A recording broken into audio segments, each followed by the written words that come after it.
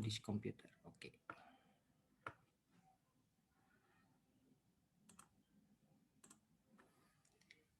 Baik, selamat siang semuanya. Kembali lagi pada mata kuliah Geologi Gunung Api. Pada kesempatan kali ini kita akan membahas terkait bagaimana pengamatan hand specimen gitu ya dan mikroskop dari sampel produk gunung api gitu ya. Jadi kebetulan saya diminta oleh Pak Asep Saipullah untuk membantu menyampaikan di materi tentang ini gitu ya. Mudah-mudahan ada insight yang berbeda, view yang berbeda terkait dengan bagaimana pengamatan hand specimen gitu ya dan mikroskop terhadap produk dari gunung api. Nah, adapun ini sekilas saya akan menyampaikan kembali mungkin terkait bagaimana sih sebenarnya definisi dari produk gunung api itu sendiri gitu ya, dan kira-kira apa yang menjadi poin penting gitu ya. Jadi ketika kita sudah mengambil hand specimen ataupun pada saat kita akan melanjutkan analisis tahapan berikutnya, biasanya yang biasa kita gunakan adalah mikroskop gitu ya, petrografi. Nah, kira-kira poin-poin apa saja gitu ya yang penting yang harus dilakukan gitu, atau analisis-analisis apa saja yang harus kita lakukan gitu ya. Nah, ini latar belakangnya sebenarnya sedikit ya. Tadi produk gunung api kita bisa bagi menjadi dua kurang lebih gitu ya. Ada yang sifatnya eksplosif, ada yang sifatnya efusif. Gitu ya. Kalau untuk yang efusif tadi macam-macam gitu ya. Ada yang paling ya kalau kita bagi menjadi dua produk gunung api ini kurang lebih ada yang memang originnya langsung dari magma gitu ya. Ada yang memang dia adalah lepasan gitu ya yang dari kepundannya gitu ya. Nah, ketika kepundan ini yang dikatakan sebagai apa namanya aksidental gitu ya, jadi tambahan ketika dia tereksplosif maupun dia sudah mengalir gitu ya, yang menghasilkan piroklastik tadi. Nah, itu ada yang produknya berasal dari magma langsung, ada yang memang berasal dari kepundan gitu ya. Kalau yang berasal dari magma biasanya kita sebut sebagai juvenil material atau untuk yang di bagian piroklastik gitu ya. Kalau untuk yang di bagian efusif tadi kita langsung menemukan adanya lava gitu ya, lava yang ini. Nah, di dalam mengidentifikasi tadi tentu saja gitu ya ketika kita menemukan produk gunung apinya, nah apa sih yang memang harus kita identifikasi gitu ya, pengamatan bagian mana gitu ya dalam skala tadi hand specimen maupun mikroskopi gitu ya, bagian-bagian poin penting untuk mengidentifikasi dari gunung api itu sendiri. Nah, tentu saja dalam proses ini saya kembalikan kembali ya kepada tujuan awal ya. Jadi ketika kita mengambil ini produknya dari lava atau dari tadi piroklastik. Nah, ini intinya tuh untuk apa? Tujuan awalnya untuk apa gitu ya.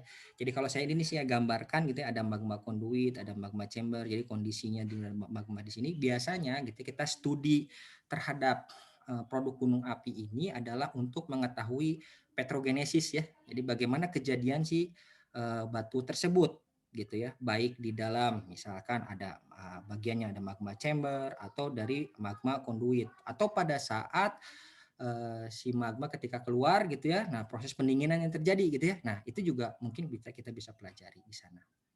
Nah, untuk yang efusif, untuk yang eksplosif juga sama sebenarnya.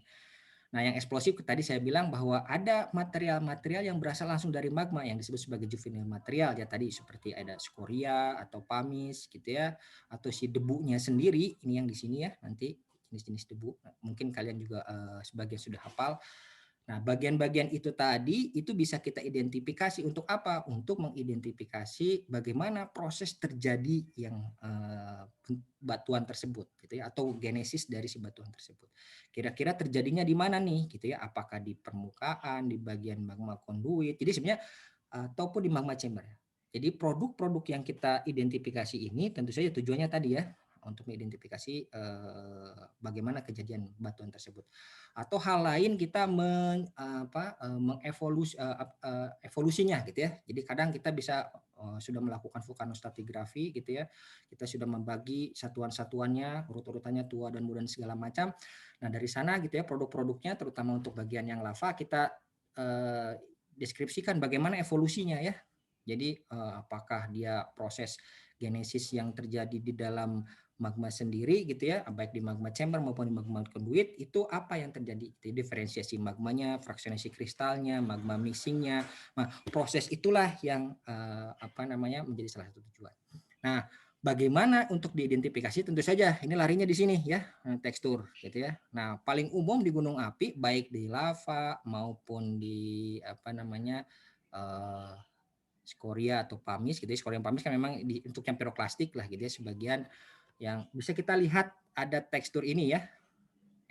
Ada penokris, ada mikrokristal gitu ya. Jadi sebenarnya kalau dari penokris dan mikrokristal saja gitu ya, ini kita bisa melihat dua sejarah bagaimana terbentuknya. Jadi kalau penokris definisinya yang lebih besar gitu, kristal yang lebih besar gitu ya. Ini yang seperti contoh di bawah ini gitu ya. Ada juga mikrokristal atau biasanya kalau kita menemukan di bagian lava kita melihat ada fenokris, ada massa dasar gitu ya. Nah, massa dasarnya sebenarnya kalau untuk pengamatan spesimen agak tidak begitu karena kita menggunakan loop gitu ya. Kita tidak bisa melihat jelas tuh kira-kira massa dasarnya apa. Tetapi kalau kita menggunakan mikroskop di sini nanti bisa menggunakan mikroskop stereo gitu ya, ataupun mikroskop elektron ya, yang sehingga kita bisa melihat lebih detail dari si mikrokristal tadi. Nah, ini gambaran-gambaran di awal lah. Ini yang winter 2010 gitu ya. Ini penokrisnya plagioklas, ada massa dasarnya gitu ya. Selain itu juga di sini yang ada tekstur khasnya sendiri gitu ya. Kita bisa melihat bagaimana genesisnya gitu ya, bagaimana terjadinya satu kristal ini sendiri gitu ya, sebelum melihat dari terbentuknya batuan tersebut. Nah, kalau yang ini pengamatan SEM ya, ini ukurannya lebih kecil sekali.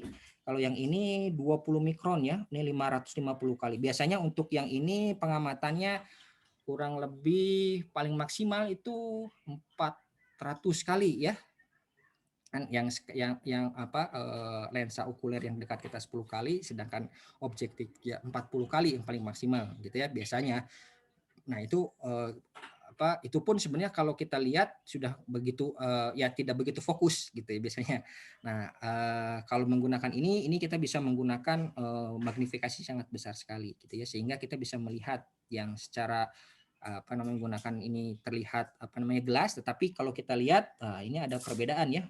Ternyata ada di dalamnya gitu ya, ada mikrokristal yang warnanya agak putih begini adalah biasanya opak mineral kalau kita didefinisikan, atau FeTi oxide gitu ya. Kalau yang ini oxide mineral gitu yang terang begini, yang ini adalah piroxen gitu ya. Nah, yang ada abu-abu tidak begitu kelihatannya, sebentar saya coba perbesar sedikit ya. Nah, yang ada yang lebih gelap atau lebih terang ya dari massa dasarnya sendiri gitu ya, itu yang dikatakan sebagai plagioklas. Nah, yang diantaranya baru itu adalah vulkanik glassnya gitu ya, seperti itu. Baik, selanjutnya sebelum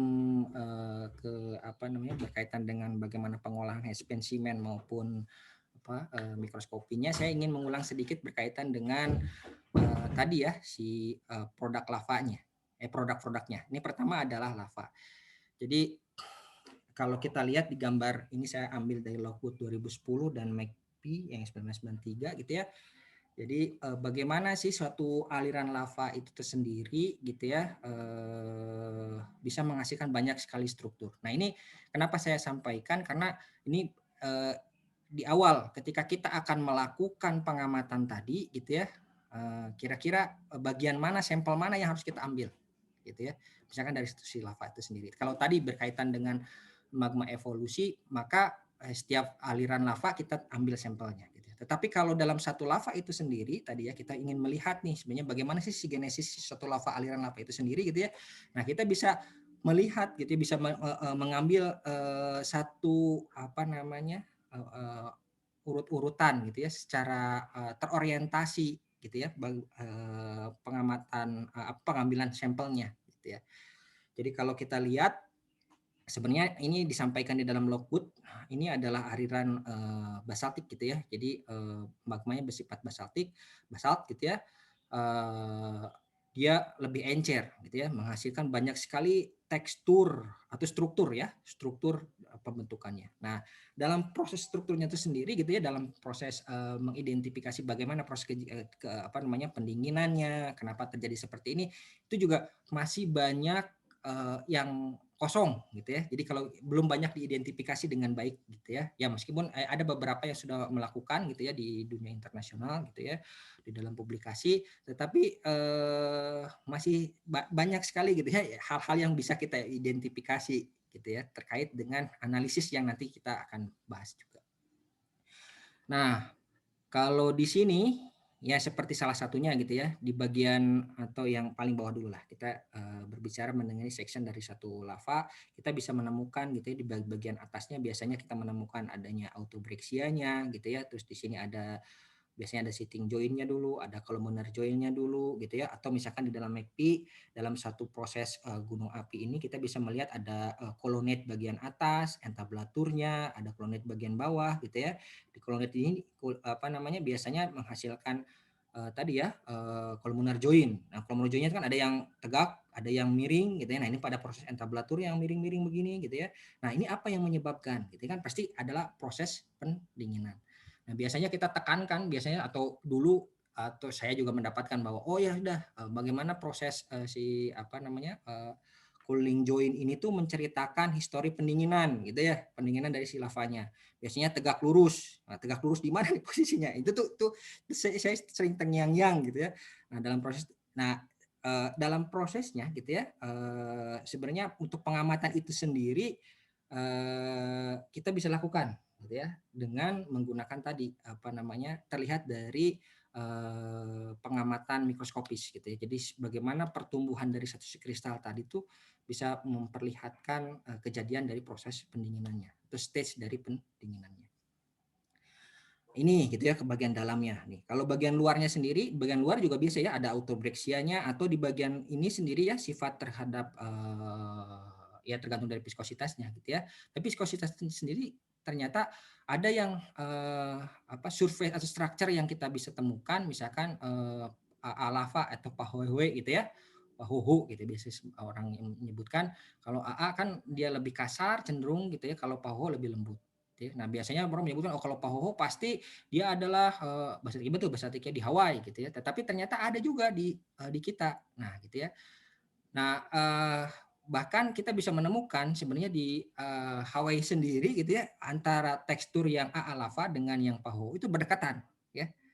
Nah, makanya disebut oh ini kenapa nih? Apa yang menyebabkan seperti itu? Nah, salah satunya ini ya. Jadi proses pendinginan historical pendinginan itu juga bisa kita identifikasi dari pengamatan tekstural tadi gitu ya, sehingga bisa menjelaskan oh ternyata faktor yang selain viskositas juga ternyata ada faktor yang lain gitu ya.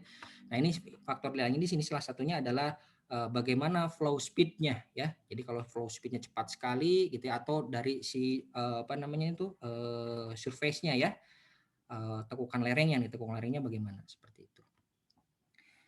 Oke, nanti kalau ada pertanyaan berkaitan ini nih bisa kita diskusikan ya. Nah, ataupun piroklastik gitu ya. Untuk kalau yang piroklastik sebenarnya paling paling yang kita bisa identifikasi tadi berdasarkan ukurannya ya. Jadi ukurannya macam-macam gitu ya, dari paling yang halus sekali sampai dengan yang ukurannya besar gitu ya, sampai meter. Skalanya milimeter sampai dengan meter.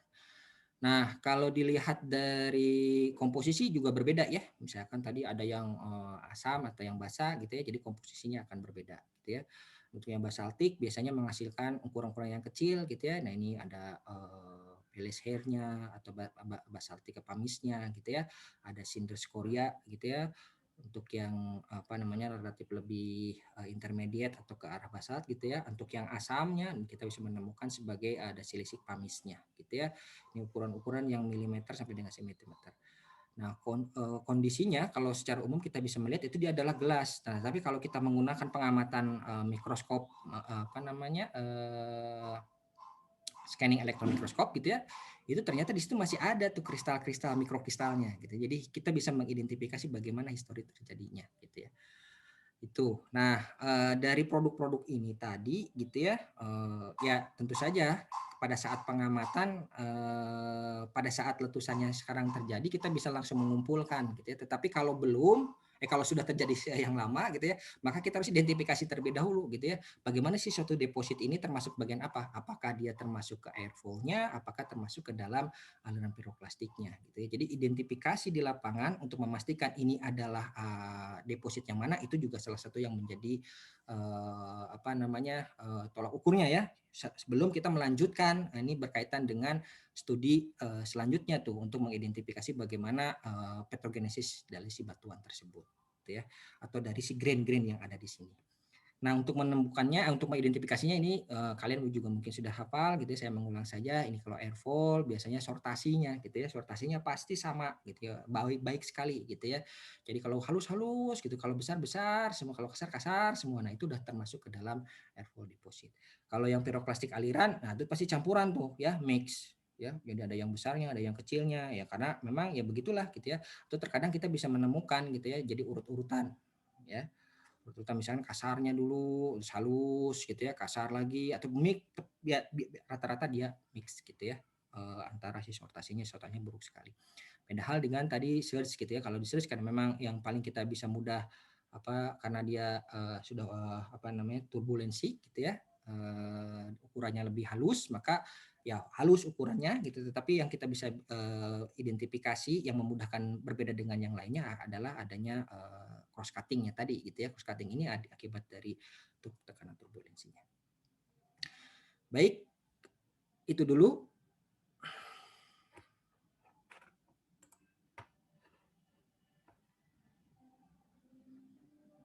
Baik, saya akan stop terlebih dahulu. Silakan kalau ada pertanyaan.